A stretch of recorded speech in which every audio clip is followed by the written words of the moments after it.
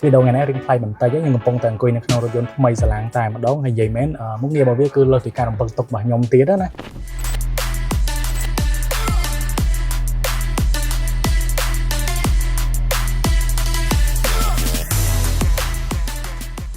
នេះជារថយន្ត compact SUV EV ដែលយើងសាកមួយពេញម្ដងជិះបានដល់ទៅ310 km សន្ទុះវិញក៏ជន់បានលឿនដូចគ្នាពី0ដល់50 km ចាយពេលត្រឹមតែ5វិនាទីប៉ុណ្ណោះទំហំអាគុយធំ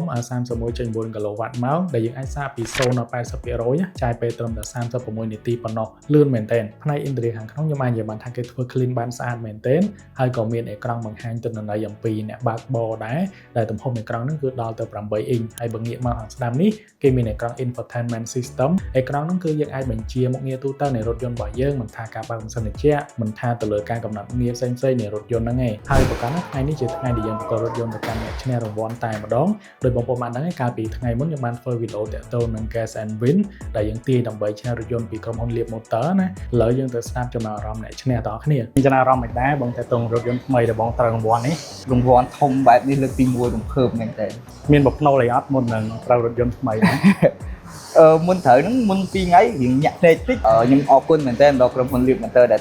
បង្កើតកម្មវិធីមួយនេះនឹកអត់ដល់ថាខ្ញុំជាអ្នកឈ្នះណាអញ្ចឹងអរគុណខ្លាំងមែនតើសម្រាប់កម្មវិធីមួយនេះរថយន្តដែលគាត់ឈ្នះរង្វាន់ពីក្រុមហ៊ុន Leap Motor មុនហ្នឹងមានឈ្មោះថា Leap Motor T03 ដែលតម្លៃនៃរថយន្តដែលគាត់ដាក់លក់ជាផ្លូវការគឺត្រឹមតែ